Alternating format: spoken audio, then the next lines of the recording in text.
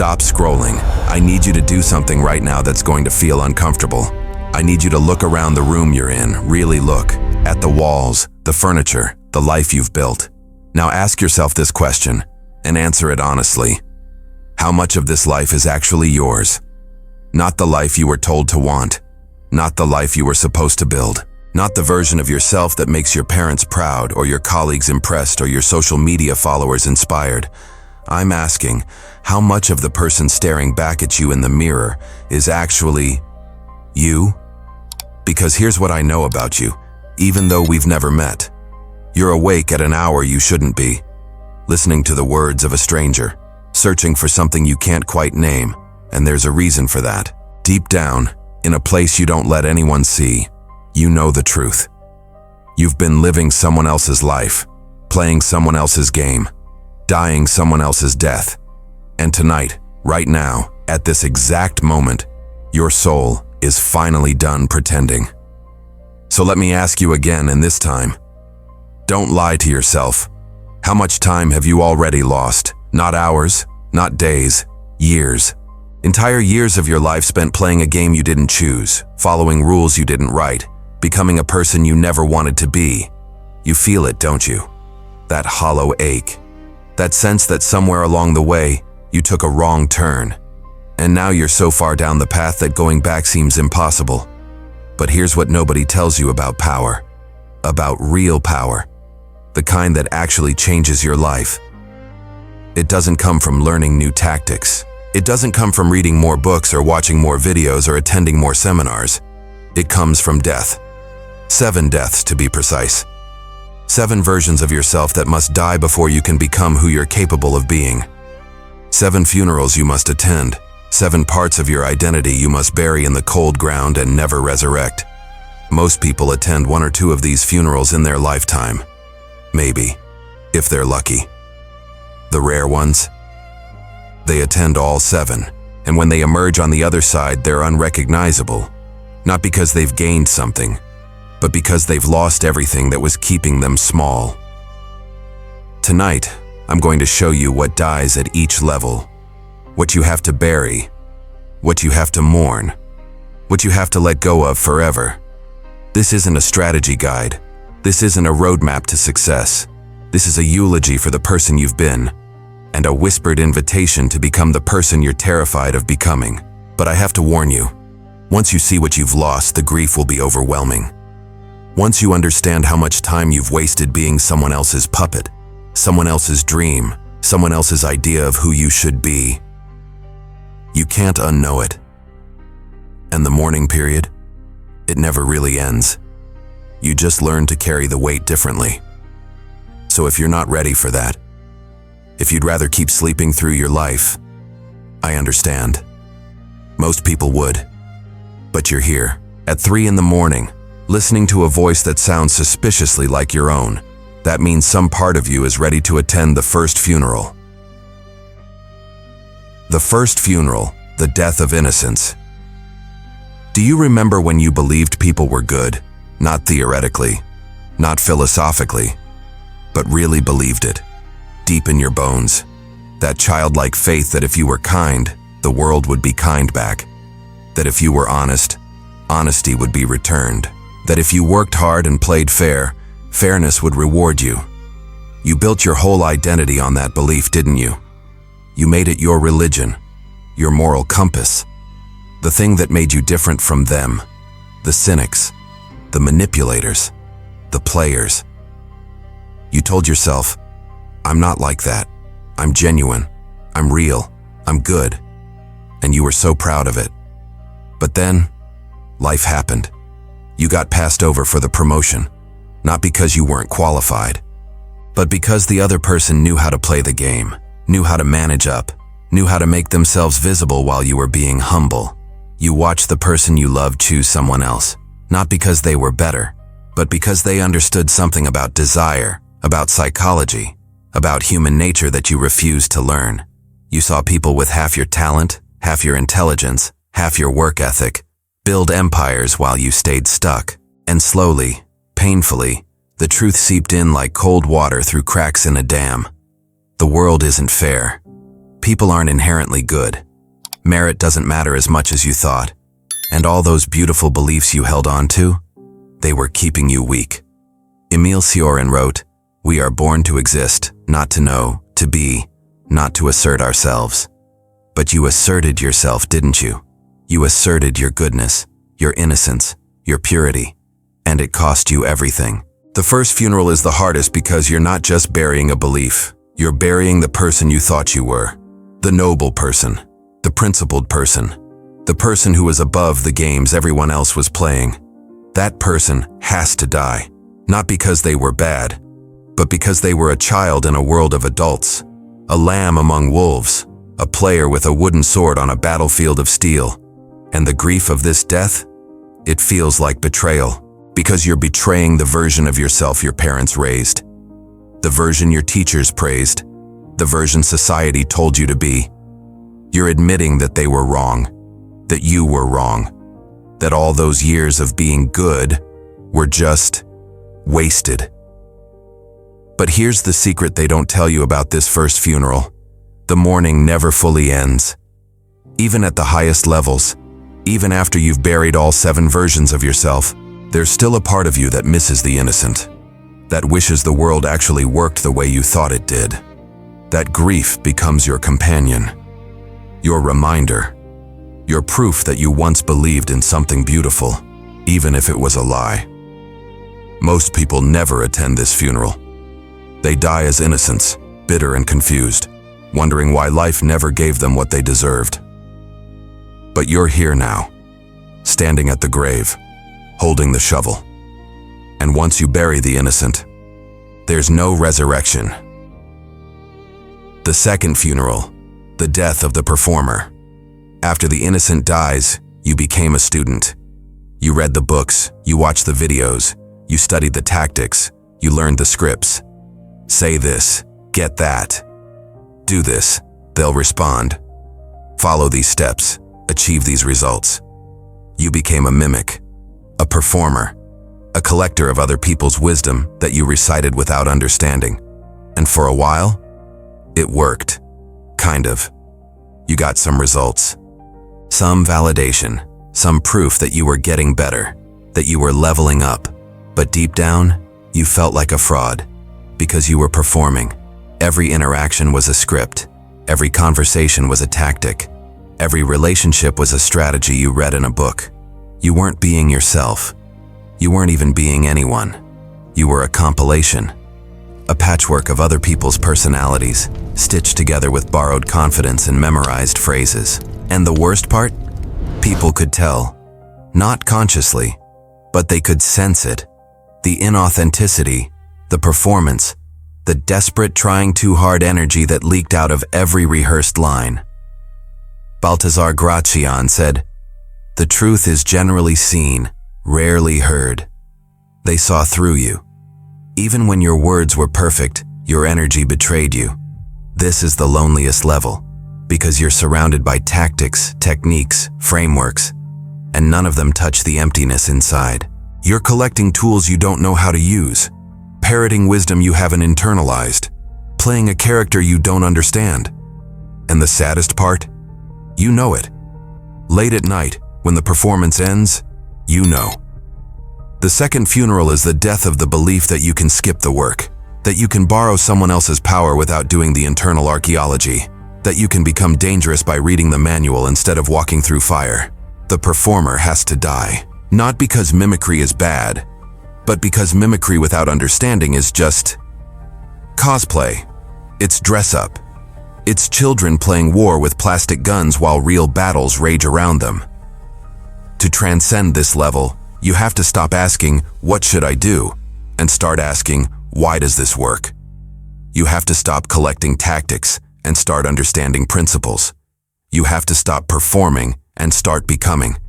And that requires something terrifying: originality, authenticity.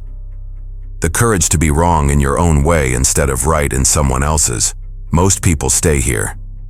At the second funeral, attending workshop after workshop, reading book after book, always looking for the next formula, the next tactic, the next guru who will finally give them the answer. But the answer isn't in another book. It's in the graveyard, where the performer lies buried, where you finally stop trying to be someone else and start excavating who you actually are. When you're ready for the third funeral, you'll know, because you'll feel it. The exhaustion of performance, the disgust at your own inauthenticity. That's when the real work begins. The third funeral, the death of the strategist. You learned the game, you saw the patterns, you understood cause and effect, action and reaction, move and counter-move. You became strategic, calculated, smart. You played chess while others played checkers. You thought 3 steps ahead while they barely thought 1 step forward. You were good at it, really good. But there was a problem you didn't see coming. You cared. You cared about winning, about being right, about proving yourself, about showing everyone who underestimated you that you were smarter, sharper, more capable than they thought. Every victory felt like vindication. Every loss felt like death. And that emotional investment, that need to win, that desperate clinging to outcomes, it made you predictable, manipulable, weak. Because when you care, you can be controlled through what you care about. The person who wants power can be controlled through their ambition. The person who wants love can be controlled through their loneliness. The person who wants respect can be controlled through their insecurity. You thought you were playing the game, but your emotions were playing you. Philip Mainlander wrote, "We are not the slaves of objects around us, but of our own desires." You were a slave, not to other people, but to your need to be seen as powerful, as smart, as strategic. And that need announced every move before you made it. It telegraphed your intentions. It made you visible when you should have been invisible. The third funeral is the death of ego, of attachment, of the part of you that needs to win, needs to be right, needs to matter. This is the most painful death yet, because it feels like you're killing the part of you that drives you, that motivates you, that makes you get up in the morning. But here's the truth you haven't learned yet. The ego isn't your engine, it's your anchor. Real power doesn't come from needing to win. It comes from being able to execute perfectly whether you win or lose. From being so detached from outcomes that success and failure feel exactly the same. That's when you become truly dangerous, not when you're hungry, but when you're full. Not when you're desperate, but when you're indifferent. The strategist has to die. Not because strategy is wrong, but because strategic thinking infected by emotional investment is just sophisticated weakness. It's smart slavery. You have to learn to play the game without needing the game, to want power without needing power, to pursue victory while being utterly unmoved by defeat. Most people can't do this, because it requires killing the part of themselves they identify with most strongly. The ambitious part, the driven part, the part that wants to prove something. You have to strangle it, bury it, and never let it resurrect. Only then can you become what comes next. The fourth funeral, the death of visibility. After you killed your ego, you became efficient, cold, effective. You executed strategies without emotional investment. You moved through social systems like water through cracks.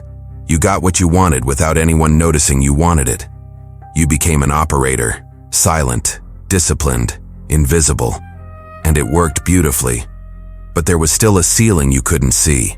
You were playing someone else's game, operating in someone else's system, executing someone else's design.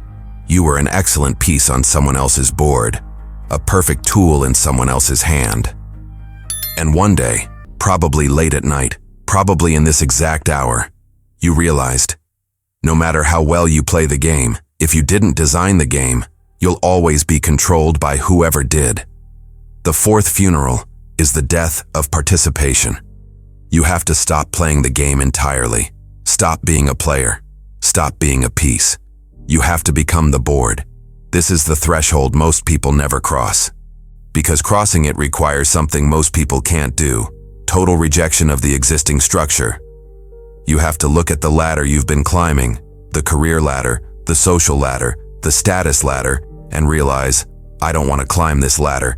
I want to burn it down and build a different one. You have to leave the game entirely. Build parallel systems. Create new markets. Design structures where you're not competing for a position because you already own the position. This is the level of founders, architects, empire builders. But to get here, you have to bury the part of you that needs external validation. That needs the existing system to recognize you. That needs to win within the rules they created. You have to stop asking for permission, stop waiting for opportunity, stop trying to be selected. You have to select yourself and build from nothing, in darkness, with no guarantee of success. Most people can't do this because the fear of isolation is too great.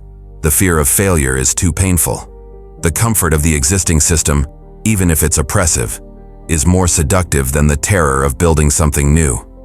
But if you can bury visibility, if you can let go of the need to be seen, to be recognized, to be validated by the structure, then you become dangerous in a way most people can't even comprehend. Because you're not in the game anymore. You're designing the game. The fifth funeral, the death of creation. You built your empire, your system, your world. You became an architect, a creator of reality, a designer of games, and it was glorious for a while. But then, something strange happened. The thing you built started to own you. You created the company, but now you serve the company. You designed the system, but now you're enslaved by the system. You built the empire, but now you're just another worker inside it. You became what you were trying to escape. The fifth funeral is the hardest to understand because it seems like you're killing success itself. You have to let go of your creation, your empire, your legacy. Not literally, but emotionally. You have to stop being attached to what you built. Stop defending it. Stop identifying with it. Because the moment you become attached to your creation, it becomes your prison. You can't pivot because you're too invested. You can't adapt because you're too proud. You can't let go because you are what you built. This is where most successful people die. They reach the top. They build the empire. And then they spend the rest of their lives defending it, protecting it, refusing to evolve because evolution would require admitting their creation isn't perfect. They become prisoners of their own success. The fifth funeral is the death of ownership. You have to learn to build without possessing, to create without identifying, to design systems so elegantly that they run without you, freeing you to design the next system. This requires something most people never develop. The ability to care intensely about something while remaining utterly detached from its outcome. To pour your soul into a creation and then walk away without looking back. Most people can't do this because their creations are their identities, their worth, their proof that they mattered. But you have to bury that too, because on the other side of this funeral, there's a level of power most people can't even conceive of. The sixth funeral, the death of control. After you let go of your creations, you discovered something fascinating. You didn't need to control systems directly. You could control them through others. You became a puppeteer, the mentor, the advisor, the invisible hand that shapes decisions without making them, the voice that plants ideas so skillfully that people think they thought of them. You learned the ultimate truth. Visible power is vulnerable power. Direct control is inefficient control. Real power operates through influence, through networks, through information asymmetry, through creating conditions where the right decision seems like the only decision, and you were magnificent at it. But here's what happened. You became addicted to the strings, to knowing more than others, to seeing the board while others saw only pieces, to orchestrating outcomes from the shadows. It was intoxicating, the ultimate form of control, but it was still control. And control, no matter how sophisticated, no matter how invisible, is still slavery. You're enslaved to the network, to the information, to the game. The sixth funeral is the death of manipulation itself. Not because manipulation is immoral, but because it's exhausting. Because eventually, after you've orchestrated enough outcomes, influenced enough decisions, controlled enough people, you realize it's all meaningless. You won, repeatedly, invisibly, perfectly, and none of it filled the void. This is the funeral most people never attend because they never reach the level where it becomes necessary. But for those rare ones who do, this is where everything inverts. You have to let go of the strings, stop manipulating, stop orchestrating, stop controlling. Not because you lost the ability, but because you transcended the need. And when you finally bury the puppeteer, when you finally release the addiction to invisible power, something extraordinary happens. The seventh funeral, the death of the self. You've attended 6 funerals, buried the innocent, buried the performer, buried the strategist, buried the operator, buried the architect, buried the puppeteer, and now, there's only one funeral left. Your own. Not physical death, but the death of the self entirely. The death of the identity that moves through the world needing anything at all. This is the level called the void. You're formless, without attachment, beyond games, beyond power, beyond winning and losing. Not because you failed to achieve power, but because you achieved so much power that you realized it's all a distraction. Sophisticated distraction, beautiful distraction, seductive distraction, but distraction nonetheless. From what? From the only thing that was ever real, this moment, right now. The breath moving through your lungs, the silence between thoughts, the vast emptiness that you spent your entire life running from. The void sees that all 7 levels were just theater, different costumes for the same actor, different roles in the same play. And the play itself? It never mattered. Most people will never understand this level, because to reach it, you have to exhaust every other level first. You have to win so completely that winning becomes boring. Control so thoroughly that control becomes meaningless. You have to die 7 deaths, and then die one final time to the person who died those deaths. Only then do you become truly free. Not because you rejected power, but because you transcended it. You can still operate at any level when needed. Be the innocent when it serves, the architect when required, the puppeteer when necessary. But you're not attached to any of them. You're water, no form. You take the shape of whatever container you're in, and the moment someone tries to hold you, you slip through their fingers. This can't be taught, can't be explained, can't be reached through technique.